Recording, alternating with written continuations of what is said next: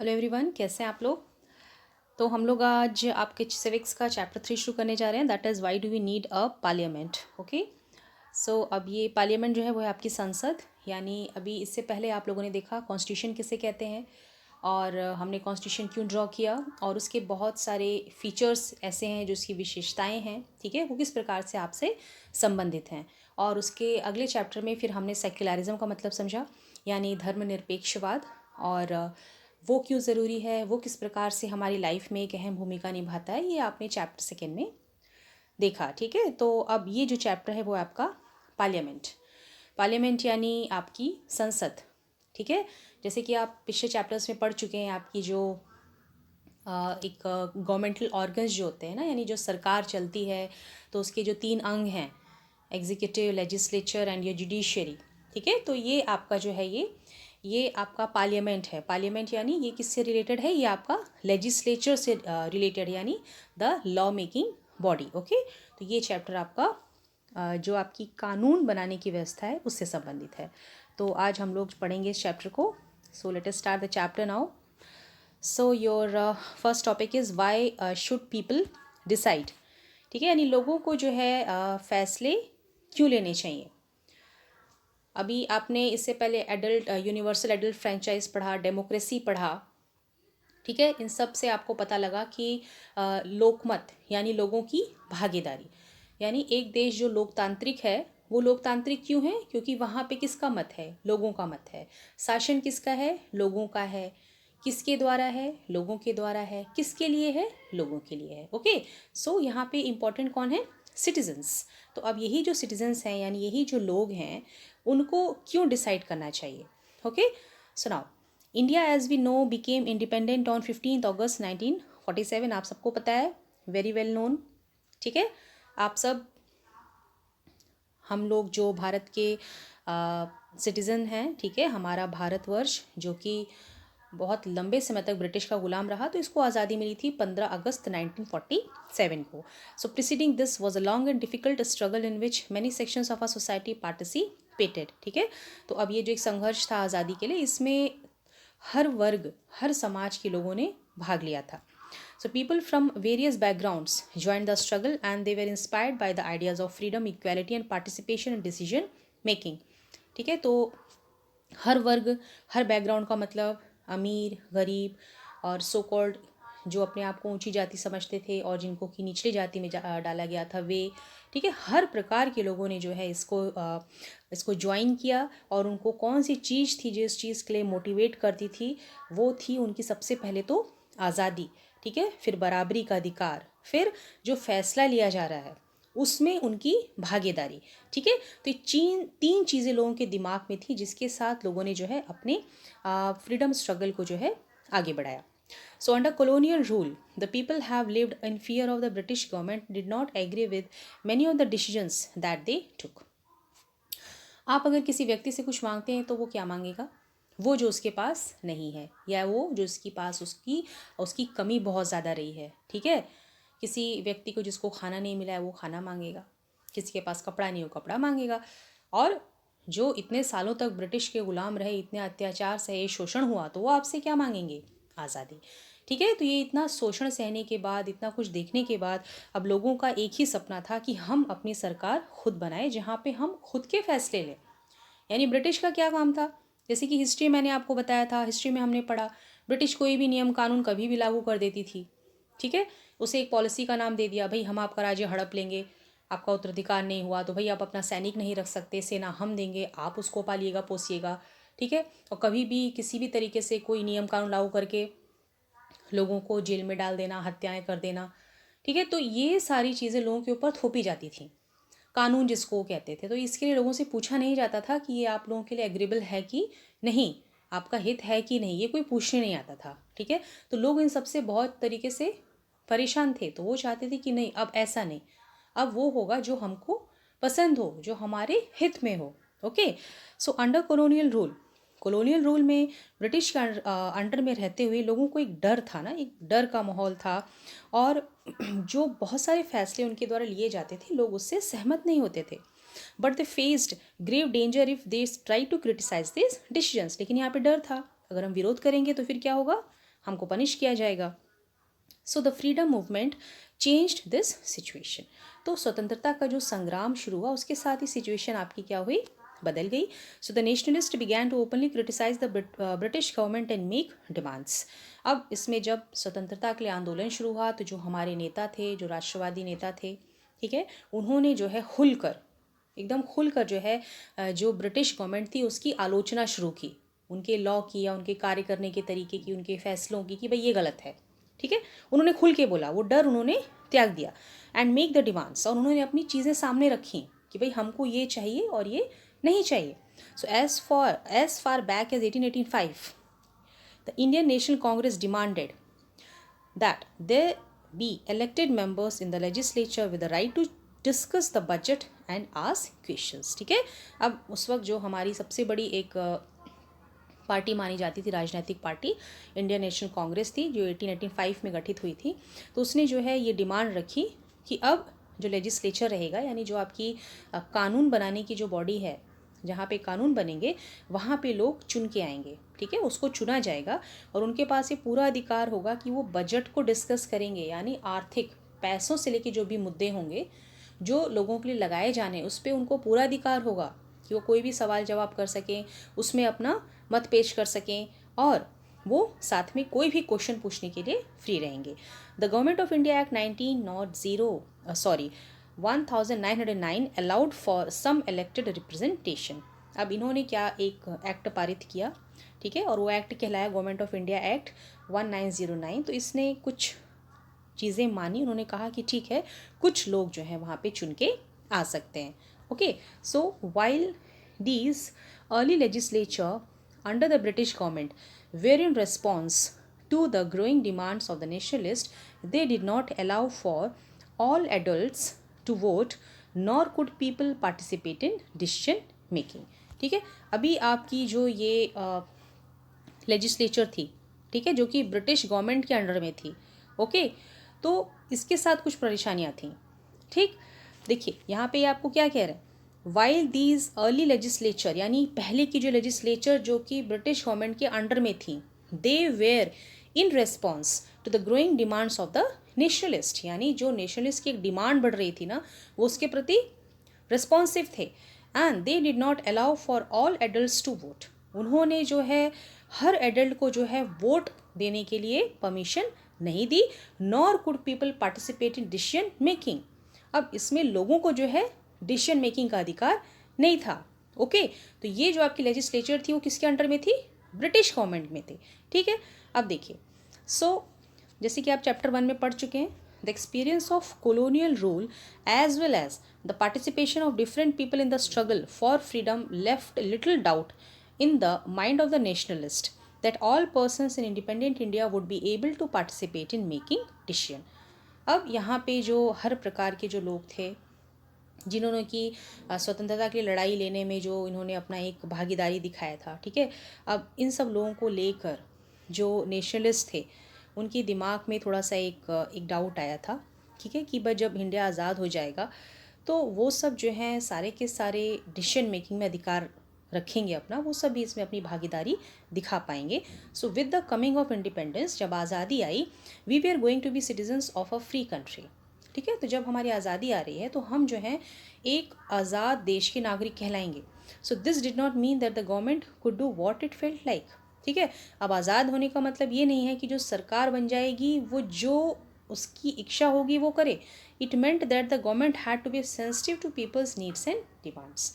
तो यानी ये सारे संशय इसलिए उठ रहे थे क्योंकि लोग डरे हुए थे, लोगों का शोषण बहुत अधिक हो गया था, तो जो भी करना था बहुत सोच समझ के करना था। तो ये सारी की सारी चीज़ें सबके दिमाग में एक डाउट के रूप में आ रही थी कि ऐसा भी हो सकता है, ऐसा भी हो सकता है, ठीक है। तो ऐसा कुछ भी नहीं होना चाहिए जिससे कि दोबारा वो शोषण फिर जो है रिपीट हो। तो अगर हम अपने देश में आज़ाद हैं और हम खुद शासन करेंगे तो जो भी सरकार बनेगी वो जो भी काम करे वो लोगों के प्रति, उसके नीड के प्रति, उनके डिमांड के प्रति उस सरकार के मन में एक सहानुभूति होनी चाहिए, ठीक है, वो लोगों को समझे।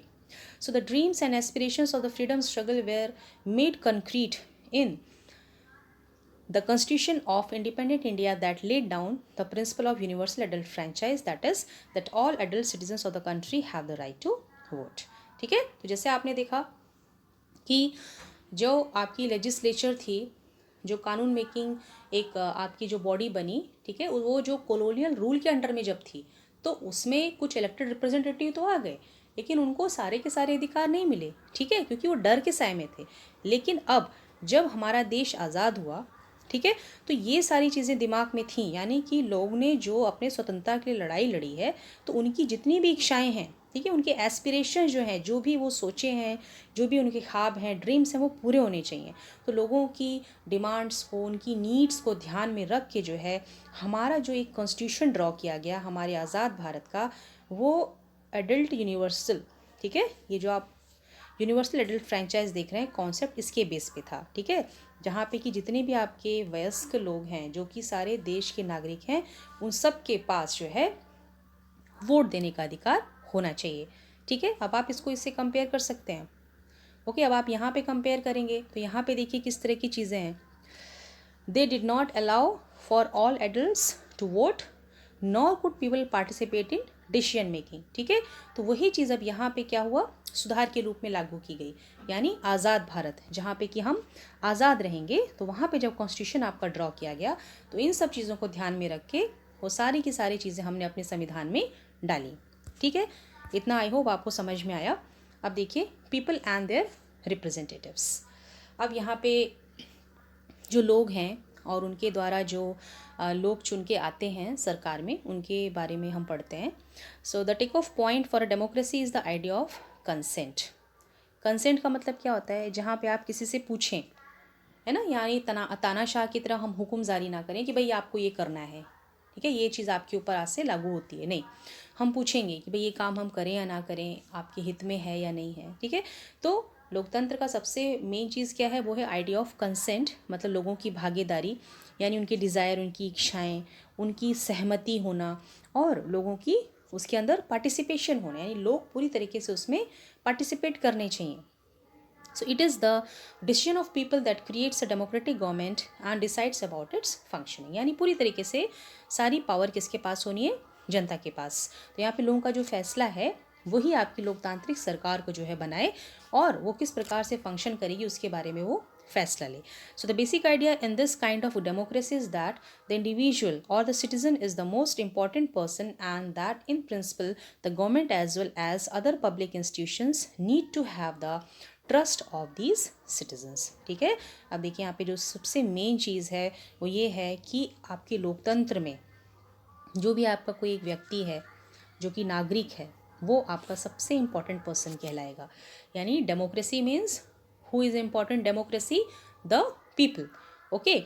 And in principle the government as well as the other public institution, यानी जो सरकार है और बाकी आपकी जो संस्थाएं हैं, सरकारी संस्थाएं हैं, they need to have the trust of the citizens, ठीक है। यानी इनकी फंक्शनिंग जो है, आपके सरकार की जो कार्य करने के तरीके रहें और आपके जो सरकारी संस्थानों के काम करने के तरीके रहें, वो ऐसे रहें कि लोग आपके ऊपर पूरी तरीके से यहाँ पर भरोसा कर सकें, ठीक है। So now how does the individual give approval to the government. अब हम यहाँ पे कह रहे हैं कि लोग जो हैं कोई काम हो तो उनसे पूछ के हो, ठीक है, उनकी हाँ या ना देखी जाए, फिर उनकी पार्टिसिपेशन निर्धारित हो, तो भाई वो कैसे हो, क्या प्रोसीजर है, किस प्रकार से लोग जो हैं गवर्नमेंट को अप्रूव करते हैं। So one way of doing so as you read is through elections, ठीक है। तो सबसे पहला जो स्टेप है इसमें, जिसमें जनता की भागीदारी होती है, वो है आपका चुनाव। So people would elect their representative to the parliament, then one group from among these elected representatives forms the government. The parliament, which is made up of all representatives together, controls and guides the government. In this sense, people, through their chosen representatives, form the government and also control it. अभी देखिए यहाँ पे अब लोगों की भागीदारी किस प्रकार से हो रही है। अब यहाँ पे आपको क्या कह रहे हैं, देखिए सबसे बड़ी चीज़ तो इंडिया जो है वो वर्ल्ड की लार्जेस्ट डेमोक्रेसी मानी जाती है, ठीक है। So see people at this time, जो भी इस वीडियो को सुन रहे हैं, यहाँ पे एक प्रकार से अभी we are not using the board, I am not giving you till now recently any written notes, है ना। तो सब कुछ एक ऑडियो पे आधारित है, यानी आप सिर्फ सुन सकते हैं, ओके। आगे चल के इस पर हम काम करके इन चीज़ों के ऊपर थोड़ी सी आपको चीज़ें प्रोवाइड करने की कोशिश करेंगे, जहाँ पे हम बोर्ड पे क्लास लें और आपको नोट्स भी दें रिटर्न में। उसमें थोड़ा सा वक्त लग सकता है, लेकिन अभी फ़िलहाल जो एक ऑडियो बेसिस में आपकी क्लास ले रहे हैं, तो इसमें सबसे बड़ी ज़रूरी चीज़ क्या है, वो है आपका सुनना और समझना। ठीक है, तो अगर आप क्लास को ठीक प्रकार से सुनेंगे तो वो आपके लिए बहुत है। तो जब हम आपको पढ़ाते हैं, आप एक एक लाइन आप ध्यान से सुनिए, उसका मतलब समझिए। Till the time you go in underlining your books, make the notes. ठीक है, वीडियो को आप पॉज पे डाल सकते हैं। पॉज पे डाल के जो इंपॉर्टेंट चीज़ें आपको एक्स्ट्रा बताई जाती हैं या चैप्टर से रिलेटेड बताई जाती हैं, आप उसको लिख सकते हैं। ठीक है, तो जब आपके पास एक जस्ट इकट्ठा हो जाता है, आप उसको मिला के फिर क्या कर सकते हैं, अपने नोट्स बना सकते हैं। ओके, तो जो भी मैं आपको बोलती हूँ, so please give your ears very carefully. So now, अभी देखिए, जैसे मैं आपको बता रही हूँ कि हम चर्चा कर रहे थे आपकी, जैसे अब आपका एक वर्ड आया यहाँ पे, पार्लियामेंट। ठीक है, तो यहाँ पे इन्होंने कहा people would elect their representative to the parliament, then one group from among these elected representatives forms the government। ठीक है, तो लोग अब अपना प्रतिनिधि जो होता है वो चुन के पार्लियामेंट में भेजते हैं, और इसमें से एक ग्रुप जो है चुने हुए लोगों का फिर गवर्नमेंट बनाता है। तो ये होता है कैसे, अभी देखिए, हमारी जो सरकार है, ठीक है, हमारी जो गवर्नमेंट है, वो आपकी उसका जो स्ट्रक्चर हम देखते हैं, तो वो दो तरीके की गवर्नमेंट वहाँ पे मिलती है आपको। एक तो आपका सेंट्रल गवर्नमेंट होता है और एक आपका स्टेट गवर्नमेंट होता है। ठीक है, तो अब यहाँ पे दो तरह की सरकारें हैं। तो अभी इसमें क्या है, आपके इलेक्शंस भी जो होते हैं ना, वो आपकी एक तो जनरल इलेक्शन होते हैं, फिर आपके एक असेंबली इलेक्शन होते हैं, फिर आपका बाई इलेक्शन भी होता है। ठीक है, तो अभी इसमें जनरल इलेक्शन किसको कहेंगे हम, अभी क्या होता है, जैसे आपका देश है, ठीक है, देश की शासन व्यवस्था संभालने के लिए हम क्या करते हैं, उसकी जो भौगोलिक स्थितियाँ होती हैं, भौगोलिक जो क्षेत्र है, उसको हम छोटे छोटे टुकड़ों में बांट देते हैं। ठीक है, क्योंकि चीज़ों को थोड़ा सा बांटने के बाद क्या होता है, शासन करना आसान होता है, कंट्रोलिंग हम आराम से कर सकते हैं। तो हम जब हमारा जो जनरल इलेक्शन कहलाता है ना, जनरल इलेक्शन का मतलब क्या होता है, जहाँ पे आपका जो चुनाव हो रहा है वो ऑल ओवर कंट्री हो रहा है। ठीक है, और इसमें जो भी आपका रिप्रेजेंटेटिव चुना जाएगा, ठीक है ना, वो आपका जाएगा पार्लियामेंट ऑफ इंडिया में चुन के। ठीक है, संसद के लिए हम क्या चुनते हैं, अपना रिप्रेजेंटेटिव चुनते हैं। तो इसको हम लोग कहते हैं, इसको इस तरह से कह सकते हैं, when elections are held across a country to elect representative to the parliament of India, so that is known as a general election.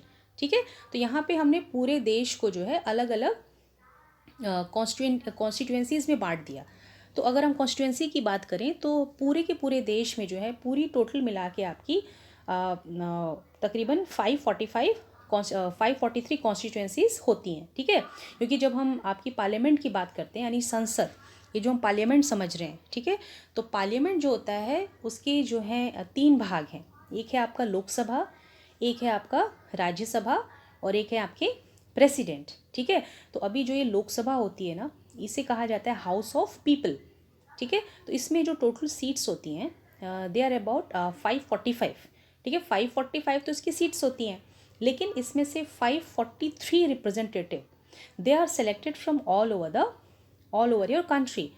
ठीक है, यानी यही जनरल इलेक्शन है, यानी जब आपकी जनरल इलेक्शन होगी, तो ये हमने अपने देश को जो 543 कॉन्स्टिट्यूंसीज़ में बांटा है। ठीक है, तो यहीं से आपका जो रिप्रेजेंटेटिव चुन के जो आएगा, वो आपका पार्लियामेंट में जाएगा। ठीक है, और ये चूंकि 545 सीट्स होती हैं टोटल, तो इसमें से जो 2 मेंबर रह जाते हैं, उसको जो है आपके देश के प्रेसिडेंट चुनते हैं। ठीक है, ये देश के जो आपके राष्ट्रपति हैं, वो 2 रिप्रेजेंटेटिव चुनते हैं, तो टोटल मिला के आपके फिर 545 हो जाते हैं।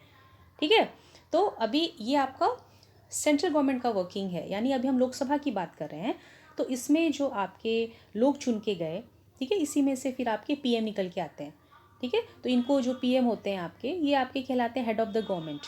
तो ये चुन के आते हैं लोकसभा से, he is elected by the Lok Sabha, he is not elected directly by the voters, यानी हम लोग डायरेक्टली वोट देके उनको नहीं चुनते हैं। ये पीएम जो है, he is elected by the Lok Sabha. ठीक है, और इसमें जो होती है आपकी पॉलिटिकल पार्टीज़ होती हैं, तो उसको जो है आपकी टोटल सीट्स 545 हैं, तो उसमें से तकरीबन आधी, ठीक है, आधी सीट्स इनके पास होनी चाहिए, यानी 545 आपकी टोटल सीट्स हैं, तो जो मेजॉरिटी पार्टी आपकी सरकार बनाएगी उसके पास तकरीबन 272 सीट्स आपकी रहनी चाहिए। ठीक है, तो इस प्रकार से आपकी लोकसभा के द्वारा जो है आपका जो सरकार गठन हो रहा है। ठीक, तो यहाँ से आपकी चीज़ें जो हैं वो पीएम आपके चुने जाते हैं। इस प्रकार से आपके जो रिप्रेजेंटेटिव हैं वो पार्लियामेंट में जाके बैठते हैं। ठीक, तो ये आपका हो गया general election.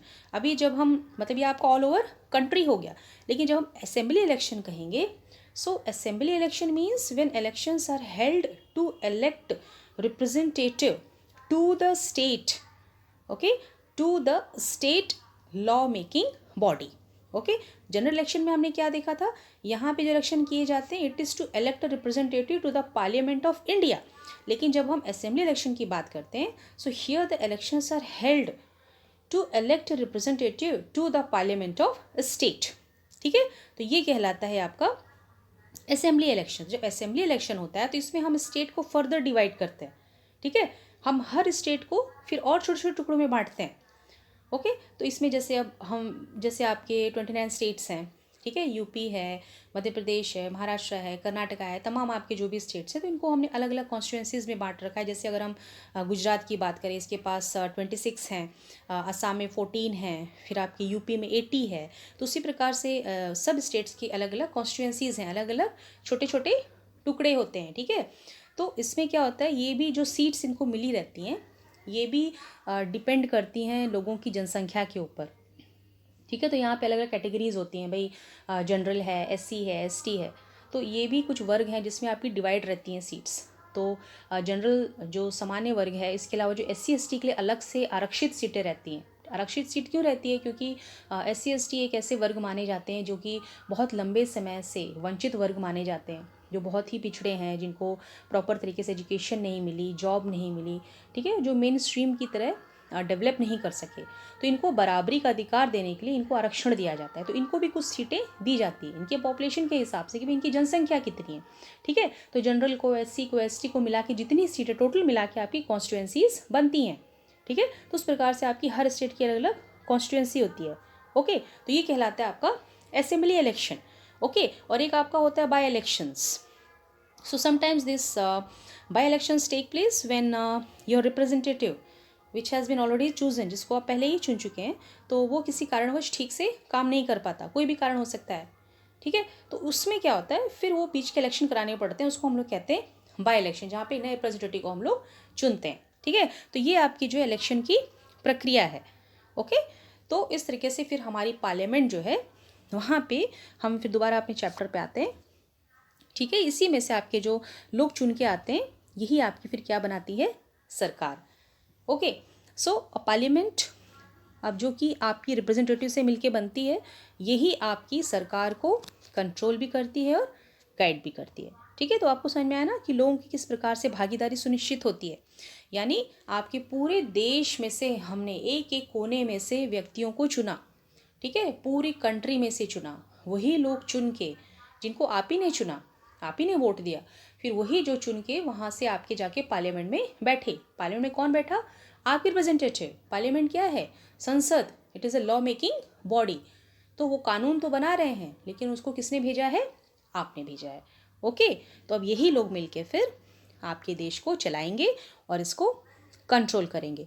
Okay, so in this sense people through their chosen representatives form the government and also control it. Okay, तो ये है आपका गवर्नमेंट बनाने का मैकेनिज्म। सो नाउ अब हम लोग आगे देखते हैं। So your next topic is the role of parliament. अब आपकी जो पार्लियामेंट है उसका रोल क्या है, ठीक है, उसका काम क्या है, आपको अच्छे से पता है। Parliament means law making body, ठीक है, कानून बनाना। सो क्रिएटेड आफ्टर 1947। 1947 के बाद the Indian parliament, it is an expression of the faith that the people of India have in principles of democracy. तो अब ये जो हमारी संसद बनी, भारतीय संसद बनी, ये इस बेस पे बनी कि ये लोगों के किस पे आधारित है, विश्वास पे आधारित है। ठीक है, जो हमारे लोग हैं इंडिया के और उनका जो एक सिद्धांत है डेमोक्रेसी का, ठीक है, उसके ऊपर डिपेंड रहती है। So these are participation by people in the decision making process in government by consent. ठीक है, तो सबसे मेन सिद्धांत यहाँ पर ये है लोगों की भागीदारी और जो फैसला लिया जाएगा, ठीक है, सरकार के द्वारा लोगों के कंसेंट से लिया जाएगा। So the parliament in our system has immense powers because it is representative of the people. अब संसद को इतना बड़ा शक्ति जो आपने दिया है कानून बनाने के लिए कि भाई वो ऐसे कानून बनाएंगे जिसको आप सब फॉलो करेंगे, वो आपके पूरे देश को चलाएंगे, वो हर चीज़ के लिए जिम्मेदार हैं। ठीक है, आपकी सुरक्षा के लिए, आपके काम के लिए, आपके जीवन निर्वाह के लिए, आपके बच्चों की पढ़ाई के लिए, यानी हर प्रकार से कौन जिम्मेदार है? सरकार जिम्मेदार है। तो आप उनको इतनी बड़ी जिम्मेदारी दे रहे हैं, इतनी बड़ी आपने पावर दिया है। क्यों? क्योंकि आप कौन हैं? जनता के प्रतिनिधि हैं। और जनता ने आपको प्रतिनिधि क्यों चुना है? क्योंकि उनको आपके ऊपर भरोसा है। Okay, so elections to the parliament are held in similar manner as they are for the state legislature. ठीक है, तो अब ये जो चुनाव प्रक्रिया होती है पार्लियामेंट की, ठीक है, उसी प्रकार से स्टेट लेजिस्लेचर पे भी ये होती है। जैसे मैंने भी आपसे डिस्कस किया जनरल इलेक्शन और असेंबली इलेक्शन के बारे में। So the Lok Sabha is usually elected once every 5 years, हर 5 साल में चुनाव होते हैं। ठीक, आपकी क्लास ज़्यादा लंबी ना हो जाए, इसको आज हम बस इतना ही करके ख़त्म करेंगे। Okay, once elected these candidates become members of parliament और MPs. So these MPs together make up the parliament. Once elections to the parliament have taken place, the parliament has to perform the following functions. ठीक है, अब आपके जो MPs चुने गए, ठीक है, जिसको हमने चुन के भेजा, वो जाते हैं संसद में। एंड फिर क्या होता है, आपके पार्लियामेंट के जब एक बार इलेक्शन पूरे जाते हैं, जब पार्लियामेंट आपकी बन जाती है, तब उसको बहुत सारे काम करने होते हैं, जिसको कि हम अगली क्लास में देखेंगे। ओके, तो आज हमने जो पढ़ा है उसको हम थोड़ा सा समराइज़ करेंगे। So today we have seen your people power, कि भाई कोई देश अगर अपने आप को डेमोक्रेटिक कहता है तो किस बेस पे कहता है? ठीक है, because they are the people who give them the power. ठीक है, और हमको भाई इतनी ज़्यादा इस चीज़ की ज़रूरत इसलिए थी क्योंकि हमने इस चीज़ से हमने बहुत ज़्यादा शोषण और अत्याचार देखा बहुत एक लंबे समय तक ब्रिटिश गवर्नमेंट का। और उससे निकलने के बाद जो जो चीज़ें हमारे पास नहीं थी, वो सब चीज़ें हम अपने कॉन्स्टिट्यूशन में, संविधान में डालना चाहते थे, ताकि लोगों का जो शोषण हुआ, जो अत्याचार हुआ, उसको लोग दोबारा फेस ना कर सके। यानी जो सरकार हमारी बने आज़ाद भारत में, वो जो है लोगों के प्रति संवेदनशील हो। तो इसी पे ध्यान रख के हमने जो एडल्ट फ्रेंचाइज वोट के बेस पे जो अपना कॉन्स्टिट्यूशन जो है वो बनाया, यानी जहाँ पे लोगों की सबकी भागीदारी आपकी कानून बनाने में हो। ओके, तो अभी ये जो लोग हैं और उनके जो रिप्रेजेंटेटिव चुन के आते हैं, उनका डिज़ायर, उनका अप्रूवल, पार्टिसिपेशन बहुत ज़्यादा ज़रूरी होता है, और उनका डिसीजन मेकिंग जो है वो डेमोक्रेटिक गवर्नमेंट को सार्थक बनाता है। ठीक है, तो अभी यहाँ पे हमने देखा कि भाई लोग किस प्रकार से अप्रूव करते हैं गवर्नमेंट को। ठीक है, तो यहाँ पे आपने देखा चुनाव कैसे होते हैं। ओके, तो यहाँ पे जो लोकसभा होती है, ठीक, और आपने जो गवर्नमेंट ऑफ इंडिया स्ट्रक्चर देखा, जो 2 तरह का है, सेंट्रल और स्टेट गवर्नमेंट। इसको मोटा मोटा बस आप इतना समझ लीजिए, बहुत ज़्यादा डीप में मत जाइए, क्योंकि जब आप 9th क्लास में जाएंगे तो आपका पूरा चैप्टर इसी के ऊपर है। ठीक है, तो वहाँ पे चीज़ें आपको बहुत डीपली एक्सप्लेन की जाएंगी। तो आपको जो समझना है, बस एक बेसिक सा कॉन्सेप्ट आपके दिमाग में क्लियर होना चाहिए कि आपका जो पूरा देश है, ठीक है, यानी आपको ये समझना है कि लोग कैसे चुन के आते हैं। यानी हमने कहा MP यानी मेंबर ऑफ पार्लियामेंट। तो ये मेंबर ऑफ पार्लियामेंट चुन के कैसे आते हैं? तो आपने अपने पूरे देश को क्या किया, छोटे छोटे भूभाग में उसको डिवाइड कर दिया। किसके लिए? जनरल इलेक्शन के लिए। ठीक है, तो जनरल इलेक्शन में 543 कॉन्स्टिट्यूएंसीज में से एक एक रिप्रेजेंटेटिव चुन के जो है पार्लियामेंट में जाता है, और वहाँ जाके बन जाता है MP यानी मेंबर ऑफ पार्लियामेंट। ठीक है, तो इस प्रकार से वहाँ पे आपकी फिर सरकार बनती है, और वो सरकार आपके देश को चलाती है। इसके अलावा हमने आपकी असेंबली इलेक्शन की भी बात की। असेंबली इलेक्शन मतलब क्यों हमने इसकी बात की? क्योंकि आपके देश में 2 तरह की सरकारें काम करती हैं, एक सेंट्रल गवर्नमेंट और एक आपकी स्टेट गवर्नमेंट। तो हम अभी जिस चीज़ की बात कर रहे हैं, ठीक है, हमने जो लोकसभा कहा आपको, यानी जो MPs की बात कर रहे हैं, अभी जो हम कह रहे हैं MP जो चुन के पार्लियामेंट में जाएंगे, जो जनरल इलेक्शन होंगे, ये आपकी सेंट्रल गवर्नमेंट की बात कर रहे हैं। ठीक है, जो आपका पूरा का पूरा देश चलाएंगे। लेकिन अब हम जब स्टेट पे आ जाते हैं, तो स्टेट के जब चुनाव आते हैं तो उसको हम लोग कहते हैं असेंबली इलेक्शन। तो स्टेट के चुनाव के लिए हमने स्टेट को भी फिर बांट दिया। ठीक है, और हर स्टेट को हमने छोटे छोटे टुकड़ों में जो बांटा, तो उसको हमने कहा कॉन्स्टिट्यूएंसीज। तो ये आपकी अलग अलग होती हैं भाई, जितनी बड़ा देश है, जितनी बड़ी उसकी संख्या, जितने लोग वहाँ पे रह रहे हैं और किस तरह के लोग वहाँ पे रह रहे हैं, उस पर हम लोग उसकी कॉन्स्टिट्यूएंसीज को निर्धारित करते हैं। और इसमें जनरल SC और ST के बेस पे सबको यहाँ पे सीट्स दी जाती हैं, टोटल मिलके आपकी कॉन्स्टिट्यूएंसीज बनती हैं। ठीक है, तो इस प्रकार से फिर स्टेट में आपकी सरकार बनती है, यानी जो मेंबर आप चुनेंगे अपने स्टेट के लेवल पे, वो जाके फिर स्टेट की सरकार बनाएंगे। Okay, that will be called as your state government. ठीक है, बस आपको इतना ही समझना है और आपको इससे ज़्यादा डीप में नहीं जाना है। तो आज हमने जो आपकी क्लास ली, उसका सारा मेन जो जिस निकला वो आपका बस इतना ही निकला है। ठीक है, तो ये आपकी किस प्रकार से आपका पार्लियामेंट बनती वो हमने समझा। ओके, और अगली क्लास में फिर हम आपका पढ़ेंगे कि आप किस पार्लियामेंट में फंक्शंस कौन कौन से। ओके, सो आई होप आपको समझ में आया होगा, और तब तक आप इन चीज़ों को चाहे तो नोट्स बना सकते हैं, इसको समराइज़ कीजिए। कोई डाउट है you can put it in the comment box and ask me, and till the next class, see you, bye bye.